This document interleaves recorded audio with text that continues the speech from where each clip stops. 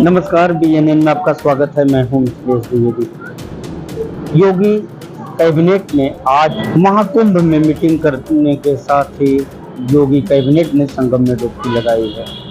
किन मसलों पर चर्चा हुई है हम बात करेंगे, लेकिन सबसे पहले इस बात की चर्चा कर लेते हैं कि योगी कैबिनेट में जो महत्वपूर्ण प्रस्ताव आज पास किए गए हैं महाकुंभ में, वो क्या रहे।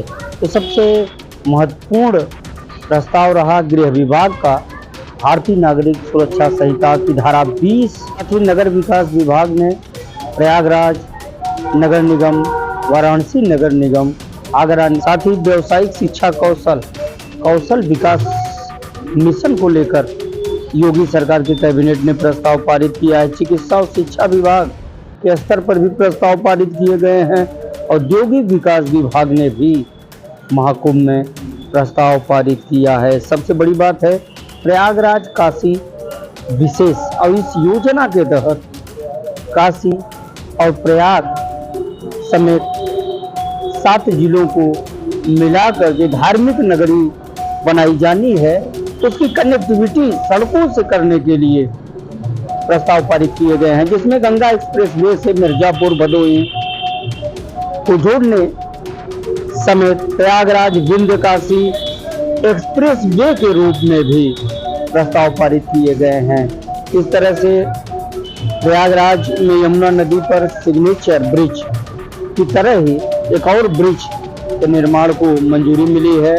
साथ ही एससीआर की तर्ज पर प्रयागराज चित्रकूट डेवलपमेंट रीजन के प्रस्ताव को भी योगी सरकार की कैबिनेट ने मंजूरी दी है। झूसी के मध्य 4 लेन ब्रिज को भी मंजूरी दी गई है। तो सलोरी वेलापट्टी झूसी के मध्य 4 लेन ब्रिज की मंजूरी इस कैबिनेट की बड़ी बात रही है।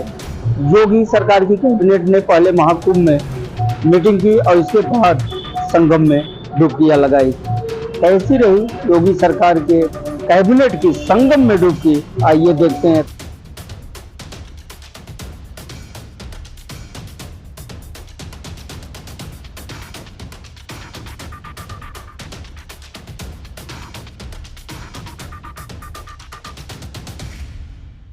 एक्सप्रेसवे प्रयागराज से मिर्जापुर, मिर्जापुर से भदोही होते हुए संत रविदास नगर होते हुए यह काशी, चंदौली और गाजीपुर में पूर्वांचल एक्सप्रेसवे के साथ जुड़ेगा।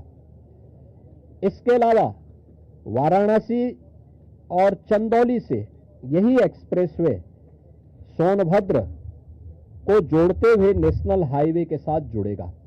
तो यह इंफ्रास्ट्रक्चर की दृष्टि से, जैसे प्रयागराज में प्रयागराज चित्रकूट डेवलपमेंट रीजन यहाँ पे हम लोग तैयार करने जा रहे हैं, वैसे ही वाराणसी में भी वाराणसी बिंद एक डेवलपमेंट रीजन वहाँ पे भी डेवलप करने की कार्रवाई पर नीति आयोग के साथ मिलकर के इस कार्यक्रम को तेजी के साथ आगे बढ़ाया जा रहा है।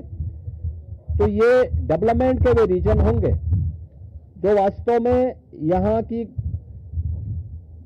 न केवल पर्यटन की दृष्टि से बल्कि आर्थिक उन्नयन में और यहाँ पे रोजगार सृजन में बड़ी भूमिका का निर्वहन करेंगे। उस प्रकार का इंफ्रास्ट्रक्चर की दृष्टि से एक्सप्रेसवे एक, तो ये एक्सटेंशन हम लोग इसको करने जा रहे हैं, जो प्रयागराज बिंद और काशी एक्सप्रेसवे के रूप में इसे हम लोग जानेंगे। दूसरा है चित्रकूट और प्रयागराज के गंगा एक्सप्रेसवे को जोड़ने के लिए बुंदेलखंड एक्सप्रेसवे को गंगा एक्सप्रेसवे के साथ यहां पर भी जोड़ने की एक कार्रवाई को आगे बढ़ाना, जो चित्रकूट की दूरी को प्रयागराज के साथ जोड़ सके और रीवा हाईवे जो नेशनल हाईवे है, इस हाईवे को भी एक सुविधा इस एक्सप्रेसवे के साथ, गंगा एक्सप्रेसवे के साथ या फिर बुंदेलखंड एक्सप्रेसवे के साथ जुड़ने का एक अवसर प्राप्त होगा। तो यमुना जी के ब्रिज पे सिग्नेचर ब्रिज आज से 20 साल पहले बनकर के तैयार हुआ था। आज यहाँ पर उसकी दृष्टि से बहुत महत्वपूर्ण आवश्यकता यहाँ पर है कि उसके पैरेलल एक नया ब्रिज बने।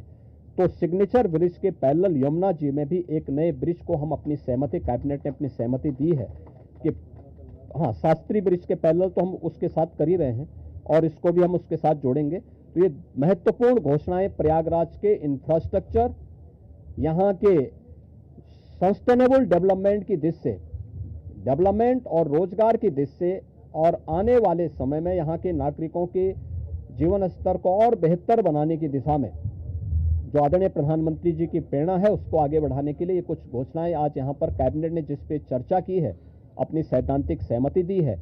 हालांकि प्रयाग कुंभ में योगी आदित्यनाथ के कैबिनेट की मीटिंग के बाद समाजवादी पार्टी के राष्ट्रीय अध्यक्ष अखिलेश यादव ने इस पर कटाक्ष किया। अखिलेश यादव का कहना है कि महाकुंभ और प्रयागराज ये राजनीति के क्षेत्र नहीं है, राजनीति के स्थान नहीं है।